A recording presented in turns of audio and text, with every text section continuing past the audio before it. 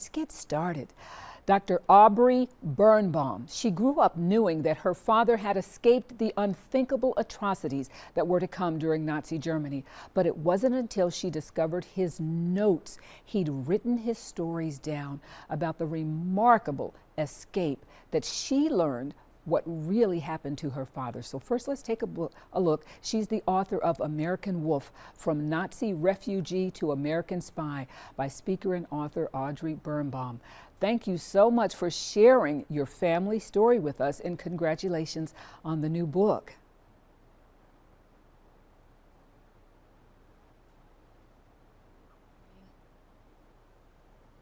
They're working to bring her in.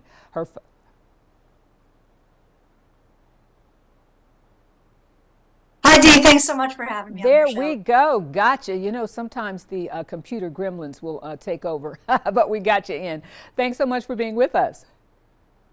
Thank you again. Now, how did you find your father's notes, and how much did you know about what he went through and his family, which would be your grandparents, before you found the notes? You know, we had grown up with the stories, but you reach a certain age where you stop telling stories. It wasn't like every Passover we talked about Moses, leading people out of Egypt. So we had some sense of it, but it wasn't until my father actually had died and I had to think of his eulogy that my sister and I were saying, did his ship leave out of Spain? Did it leave out of Portugal? We really were shy in details. So it was literally after his death that we found this 350-page book that he had written in detail over months, where he had put down details to to a degree of like the clothing that they had worn and every step of every inch of his apartment, really amazing, like a gift to us, that we were able to piece together this story of how he had escaped. And it was so riveting that as I read it, I said to myself, like, oh my God, did they make it out? Which is ironic, obviously, because I'm alive, so I kind of knew the spoiler alert. You know, But I yes, have some pictures up. I have some pictures up Yes. from a concentration camp. This is what he escaped from. There are so many people where this is a distant history story, but your father's book made it real to you, didn't it? This happened. It was real. Yeah, it was absolutely captivating and also, tremendously sad, because I don't think, if you learn about it as a child, you just don't have the sense of the emotional gravity of it and all that Yes. was lost. And, I think we grew up in a little bit of a, I'll say, oddly dysfunctional household, which I think we never really understood the fears that my father grew up with and how much he had lost and how many people he had lost and left behind. And I think that going through the process of writing this book made us, first of all, made me really closer to him. I wrote it in the first person. I wrote it in his voice. So in a certain way, I felt like I embodied him.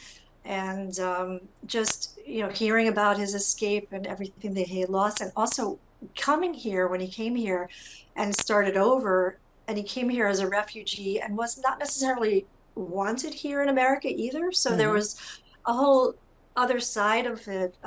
Because he was The coming from continuation of Germany. this There book. were stories like that. If you were German, Yes. that was, the United States was not a friendly place for you. You write in the book, too, that how people can remain optimistic about life because you want to leave them with an up feeling at the end of the book, huh? What do you mean by that, that you can be optimistic in the midst of such tragedy? My father had a tremendous appreciation for life's beauty. He was a lover of music, of literature and art. So he had this mixture of both deep sadness and I think fear, always a fear that he would lose everything, including us, which, obviously made it for interesting parenting, but also great appreciation of what life offered, and a knowledge that, he had overcome great hardship. So I think he was very appreciative of that. And there was always a sense of, and the themes of the book, that sense of, he had survived this great thing and this triumph of the human spirit that, is a theme I think that makes whatever makes a book great. You know, That's It sounds universal. it sounds like too that the book is not just for history buffs, but it's for someone who would like the thrill of adventure. Your father, it seems that he went on to become a spy or somewhat of a spy. It's an adventure also, and he comes Yeah, out on top. There was this whole feeling of what is his identity? Is he a German, a Jew? He wanted so badly to become an American, but he never was fully accepted or never felt like he was fully accepted. And when he went back to Germany, which, he still felt a certain homesickness because that was the country he'd grown up in. He went back in the Cold War as an American intelligence officer, and he wore his American uniform almost like armor. And I think when he went back, he is where he kind of figured out what his identity was, which was a hybrid. It was a mixture of all of those things, German and Jewish and American. But he kind of came to his own at that time. And when he returned back to this country, he kind of figured out who he was. Well, thank you so much for being with us. The name of the book, American Wolf. Yeah, you can go to my website, www.audreybirnbaumauthor.com, to find out more histories, pictures, and also find out where to purchase the book, which is online on Amazon. And Barnes & Noble. Thanks for being with us. Thank you so much for having me. Thank you. It was our pleasure. And we'll be back.